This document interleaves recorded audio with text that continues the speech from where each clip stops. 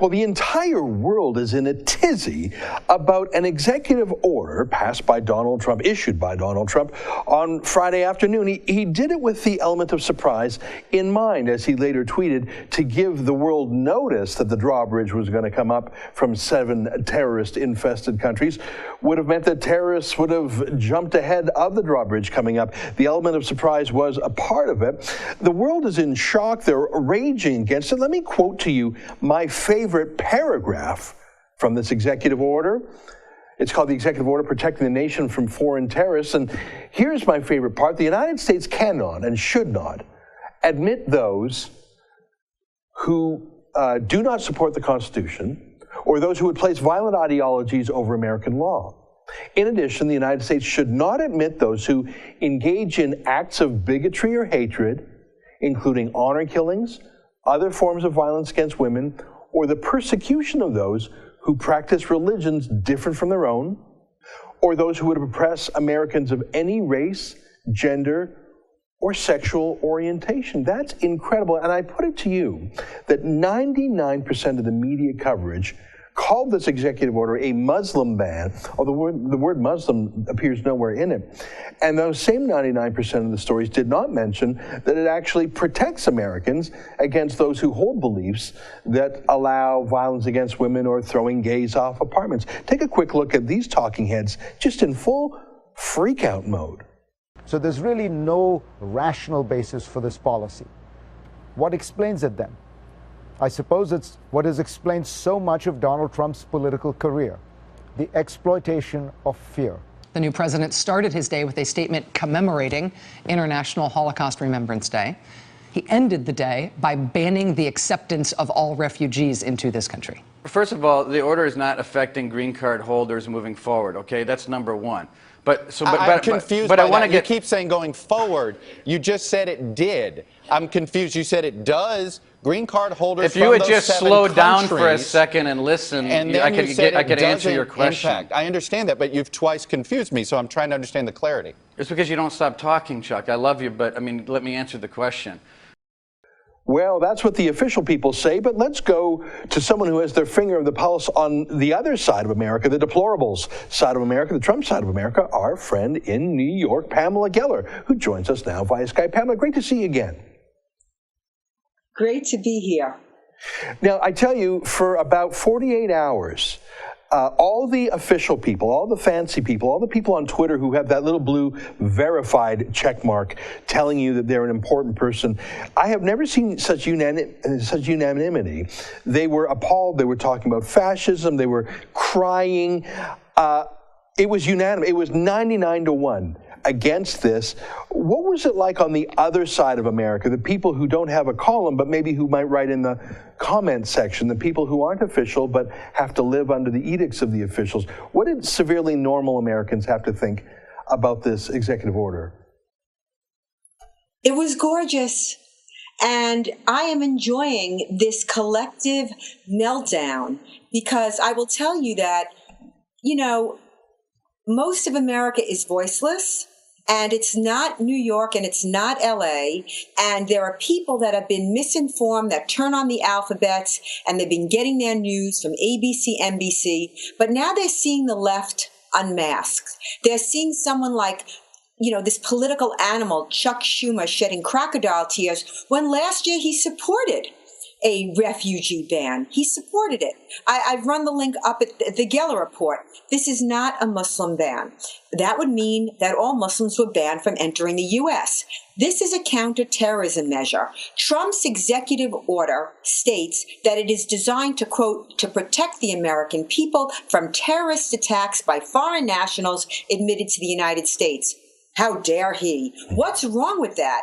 Why didn't these goose-stepping clowns protest Obama's ban on Iraqi refugees or President Carter's ban on Iranians? Or how about all of those liberals, Ezra, in 1975 who were part of this huge chorus of Democrats who refused to accept any Vietnamese refugees? We're talking about Governor Brown.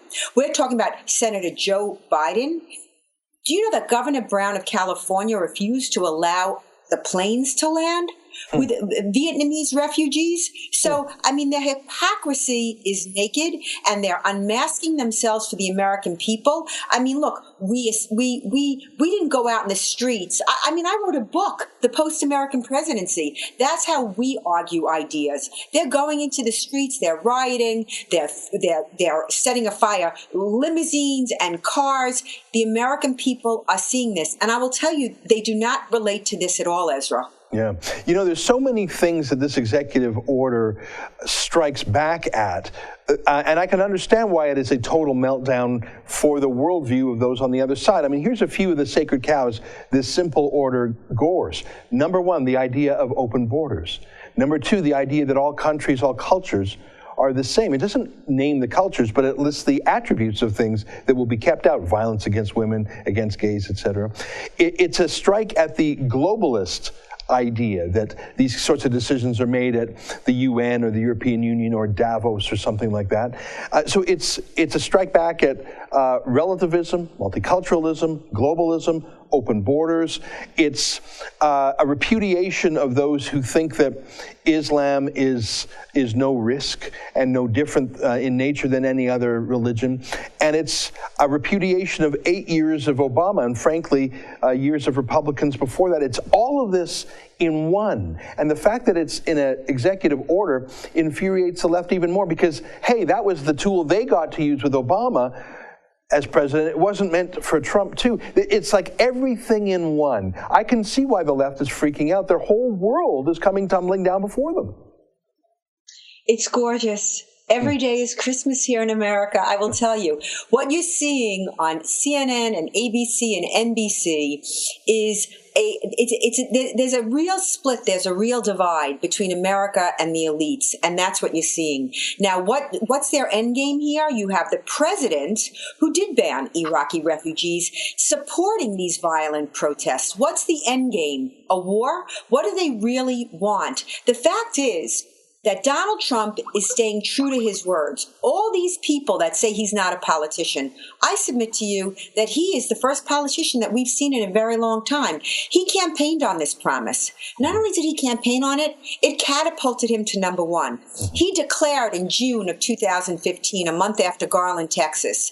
And so that whole narrative about Islamic law and free speech and, the blasphemy laws, you cannot criticize Islam, was in the national dialogue because people were debating what I had done. And they had asked Ben Carson what he thought. And he had said, well, I don't think a Muslim should be president. And when he said that, he catapulted to number one. And then they asked Donald Trump about what Ben Carson said. And Donald Trump said, well, I think there should be a ban. And he catapulted to number one. He never retreated from it. And he stayed number one. So he's being true to his constituency. He's being true to the people that marched to the ballot boxes. That's where we marched. They're marching in Washington and burning down Starbucks and all of this. We marched to the ballot box. That's how it's done. We suffered for 8 years. And by the way, when we marched, Ezra, we had millions. 9/12, okay? 9/12/2009, we had almost 2 million people in Washington, D.C. And you know what? President Obama ignored us. And that's the one page that Donald Trump should take from Obama's playbook. He should ignore them, just the way we were ignored for 8 years. We elected him to do these things. I'm still waiting on the embassy in Jerusalem. I live in hope. But the regulations, TPP, I mean, he has made good Obamacare. He has made good on every promise. And believe me, the majority of Americans, just like with the Ground Zero Mosque, the media wanted it. Obama wanted it. The American people did not want it, okay? We're seeing the same exact paradigm here. You're seeing the elites literally melting down. Yeah. They are destroying themselves as we speak. And yes, I find it quite glorious. I'm enjoying every minute of it. I mentioned a list of sacred cows that this executive order skewers, but I guess I missed the biggest one, the most obvious one, the one that surrounds me all the time. So it's sort of like the carpet or the wallpaper you don't even notice anymore, but it's omnipresent. And that is this, and you alluded to it there, that you're not even allowed to talk about these things. And it's not just that he's doing them. He's repudiating multiculturalism and relativism and globalism and open borderism and third worldism. He's repudiating that. But the fact that he's even allowed to talk about it. And that is one of the greatest tools of the other side, to scold you, to bully you, to shut you up, to force people to disavow you, to force apologies. That was the great strength of Trump, is that he refused to correct his language and allow the other side to tell him what he could or couldn't say or could or couldn't think. And so he's allowing tens of millions, hundreds, maybe billions, I don't know, people around the world to say, you know what, I'm going to say what I actually believe. And if some social justice warrior says, you can't say that, well, I just did. And I feel emboldened in my own way. I don't feel like I have to apologize for every microaggression in my language. And I think a lot of Americans were sick of being bullied by the word police, thought police. That's what I think makes people the craziest about Trump, is he just doesn't care if they tell him to shut up. He'll say the same thing twice as loud if they do. I love him for it. I have to tell you, he's like that voice, you know, when you're screaming in a nightmare and nothing comes out, he's the voice. And we have the warning. We have Europe, and you see the rise of these populist movements in Europe. And it's so interesting to me that you have a Theresa May, you have these world leaders, and you have Merkel, who's really responsible in large part for the hijra into Europe, the migration into Europe. You know, you have her making snide remarks, Islam is peace, and, you know, these sort of left-handed slaps at his migration policy. And at the same time, they're not going to change the guard anymore. There'll be no more changing of the guard because of the threats of terrorism. They're literally, in the UK and in Europe, they're literally dismantling their lives. I cannot tell you, and I'm sure you get this, how many readers, or in your case, viewers, write to you from Europe and tell you that they're walking their 17-year-old daughters to school and back. They're afraid to go to the mall. They're afraid to go grocery shopping. The entire daily social fabric of their lives has changed on a dime. Nothing happened for decades, and now decades happen in a day. This is what Trump is trying to save us from. Yeah. This is what Trump is. We have the example. Europe is the example. Europe, you know, again, if not for you, and again, I have to salute you, Ezra, because you have been a voice that, you know, no matter what, no matter the criticism, no matter the legal challenges, you have stood unbowed. And I know I started in this fight, you know, over a decade ago, as did you, even longer. And you have to admit, sometimes I felt like Scarlett O'Hara when she walks out of the hospital and all these bodies, she's surrounded by all these bodies on the ground. So many people, so many of my colleagues have fallen away because the criticism was withering, because the sneers, the defamation, the libel, this is under the enforcement of Sharia. Under the Sharia, you cannot say these things. And yes, we finally have been validated. We finally have been liberated because of the worst of circumstances, because of Nice, because of Brussels, because of San Bernardino, because of Chattanooga, because of the attack on the Canadian Parliament, you know, and on and on. Finally, we have a voice. And believe me, unlike the left, the right tends to go home. It's like, okay, we got our guy home. See you later. We'll see you in 4 years. No. Now the war begins. Now our fight begins. We must protect our man. The left always knew this. The left always did this with President Obama. We have to protect our flank. Now the fight has begun. No one can rest. Yeah. We have to protect our man, and we have to defend his policies. You see how apoplectic they've become over this policy. It's a responsible policy. And we've seen the left do it numerous times in Iraq, in Iran, Vietnam. I mean, on and on and on. But the fact that we are taking a responsible measure that makes sense, this is what they cannot contain themselves. The hatred of the good for being the good. Yeah. You know, you're so right about the perpetual campaign. And I always said that Hillary Clinton was not the toughest battle that Trump had to fight. In fact, she was the weakest link. He had to fight the arrayed media political establishment. He is right now fighting George Soros and his street teams. And that is a perpetual campaign. He has to fight against the David Brocks and the smear merchants of the left. And I don't know if the right is ready for a perpetual campaign, because the left is like a cornered animal, very wild, and they're not limited by the norms of civil discourse. They don't take losses gracefully, as the right does when the right loses elections. Listen, Pamela, I tell you, I could talk with you about this all day. I love this subject, and I love the fact that you're so passionate about it.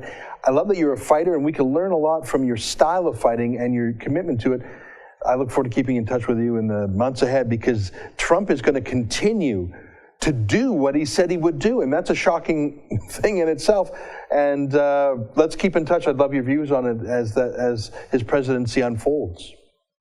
Love talking to you, Ezra. Thank you so much for having me. All right, there you have it. Pamela Geller of PamelaGeller.com. Thanks for watching. Click here to never miss a Rebel update. Want even more of the Rebel? Well, click here to become a premium member.